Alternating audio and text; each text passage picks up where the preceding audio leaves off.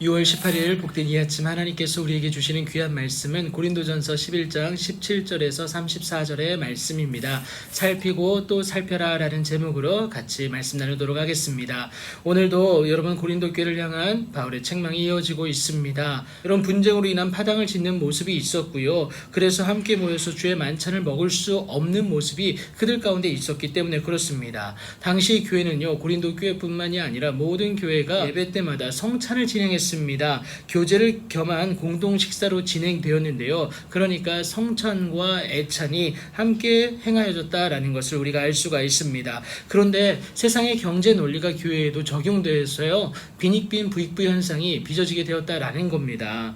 각자가 준비한 음식에는 여러분 차이가 있을 수밖에 없죠. 좋은 음식을 가지고 온 사람들끼리 애찬을 하고요. 그리고 이것으로 인한 분리가 그들 가운데 일어나게 되었다라는 것을 말하고 있습니다. 신분의 차이도 있었습니다. 여러분 가난한 교인들의 대부분이었던 노예들은요, 여러분 자신들의 신분 차이 때문에 그리고 맡겨진 일 때문에 그 예배 시간에 맞춰오기가, 그러니까 애찬 시간에 맞춰오기가 쉽지가 않았습니다. 이것을 기다리지 못하고요, 함께하지 못하니까 여러분 어떻습니까? 어떤 사람은 시장하고 어떤 사람은 취함에 그 불합리하고 연합되지 못하는 그 안타까운 모습이 그들 가운데 있었다라는 것을 말하고 있습니다. 이를 두고 바울이 뭐라고 얘기합니까? 하나님의 교회를 업신여기는 모습이다라는 것을 분명하게 규정하고 있습니다. 고린도 교회에게 전한 것은 주께 받은 것입니다. 바울이 전한 것은요, 예수 그리스도의 이름으로 하나 되는 모습이었어요. 그런데 오히려 반대되는 모습이 있으니까 책망할 수밖에 없다라는 것을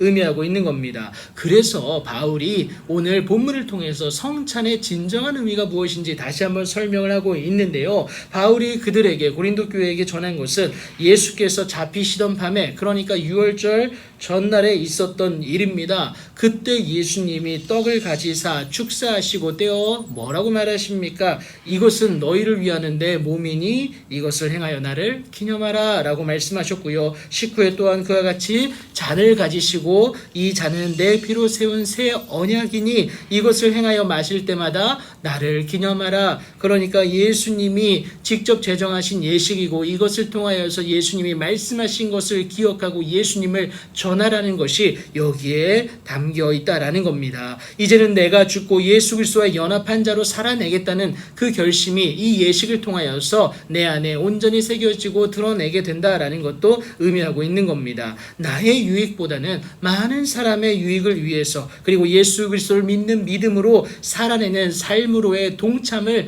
의미한다라는 겁니다. 그래서 바울은요, 이 떡을 먹으며 이 잔을 마실 때마다 주의 죽으심을 그가 오실 때까지 전하는 것이 된다라는 것을 분명하게 말하고 있습니다. 삶의 모습이 그것을 증명하고 전하기 때문에 그래요. 여러분, 그러하기에 누구든지 주의 떡이나 잔을 합당하지 않게 먹고 마시면 안 된다라는 겁니다. 그 모습은 곧 주의 몸과 또 피에 대하여 죄를 짓는 것이 되기 때문에 그렇다라는 것을 여러분 꼭 기억하시기 바랍니다. 그래서 우리는요, 자기를 살피고 또 살펴야 된다라는 겁니다. 나도 모르는 순간에 내가 죄를 먹고 마시는 모습이 될 수 있기 때문에 그래요. 그래서 여러분 코람데오의 모습으로 하나님의 말씀 앞에서 나를 살피고 또 살펴야 된다라는 것 여러분 꼭 기억하시기 바랍니다. 그렇지 못하면요, 주의 몸을 분별하지 못할 수밖에 없고요. 그 상태에서 먹고 마시는 자는요, 자기의 죄를 먹고 마시는 것이 될 수밖에 없다라는 겁니다. 하지만 우리 스스로를 잘 살폈다면 여러분 판단받지 아니하는데, 여러분 죄를 자백하고 돌이킴으로 인하여서 살게 되어지는 은혜가 우리에게 주어지기 때문에 그렇습니다. 요한일서 1장 9절이 그것을 말하고 있지 않습니까?